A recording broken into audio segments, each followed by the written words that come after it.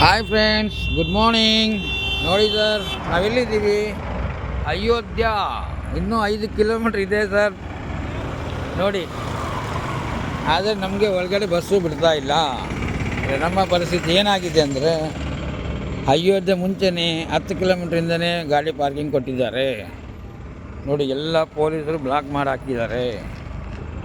ನೋಡಿ, ಯಾವ ಗಾಡಿನೂ ಹೋಗಕ್ಕೆ ಕೊಡ್ತಾ ಇಲ್ಲ. ರೋಡ್ ಬೇರೆ ಕಾಣ್ತಾ ಇಲ್ಲ, ಅಷ್ಟು ಫಾಗ್ ಇದೆ, ಅಷ್ಟು ಇದು ಆಗಿದೆ. ನೋಡಿ, ಇದು ಹೈವೇ ಸರ್. ಇದು ಹೈವೇಲಿ ನಿಮ್ಗೇನಾದರೂ ಕಾಣ್ತಾ ಇದ್ದ? ಏನೂ ಕಾಣ್ತಾ ಇಲ್ಲ. ಇದರಲ್ಲೇ ಓಡಿಸ್ಕೊಂಡು ಬಂದಿದ್ದೀವಿ ನಾವೀಗ. ಬರೀ 40 ಸ್ಪೀಡಲ್ಲಿ ಬಂದಿದ್ದೀವಿ ಅಲ್ಲಿಂದ. ಈ ಹೈವೇಯಲ್ಲಿ ಅಷ್ಟು ಕಷ್ಟ ಬಿದ್ಕೊಂಡು ಬಂದ್ರೂ ಇಲ್ಲಿ ಗಾಡಿಗಳನ್ನ ಬಿಡ್ತಾ ಇಲ್ಲ. ಹಾಗಾಗಿದೆ ಪರಿಸ್ಥಿತಿ. ನೋಡಿ, ಎಲ್ಲ ಪೊಲೀಸರು ಲಾಕ್ ಮಾಡಿ ಹಾಕಿದ್ದಾರೆ. ಏನು ಮಾಡೋದು ಹೇಳಿ?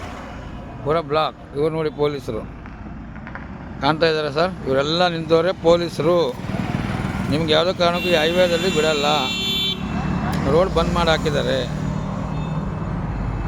ನಾವು ಕೂಡ ಇಲ್ಲೇ ನಿಂತಿದ್ದೀವಿ ಸರ್. ಕಾಣ್ತಾ ಇದೆ ಸರ್.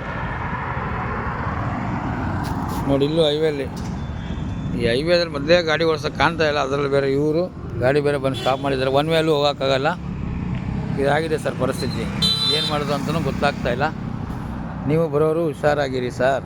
ಈ ಥರ ಆಗಿದೆ. ಆರಾಮಾಗಿ 5 ತಾರೀಕಿಂದ 10 ತಾರೀಕು ಆದಮೇಲೆ ಬನ್ನಿ. ಆದಷ್ಟು ಎಲ್ಲ ಕ್ರೌಡ್ ಕಮ್ಮಿ ಆಗುತ್ತೆ. ಅದಕ್ಕೋಸ್ಕರ ನಿಮ್ಮ ಹತ್ರ ಇದೊಂದು ರಿಕ್ವೆಸ್ಟು. ಇಲ್ಲಿ ನೋಡಿ, ನಾವು 50 ಜನ ಕರ್ಕೊಂಡ್ಬಂದು ಈ ಪಾಡಾಗಿದೆ ನಮ್ಮ ಪರಿಸ್ಥಿತಿ. ಯಾರಿಗೆ ಹೇಳೋಣ? Okay sir. ನೆಕ್ಸ್ಟ್ ಅಪ್ಡೇಟ್ ಮಾಡ್ತೀನಿ ನಿಮಗೆ ನೆಕ್ಸ್ಟ್ ವಿಡಿಯೋದಲ್ಲಿ. ಓಕೆ ಸರ್, ಬಾಯ್.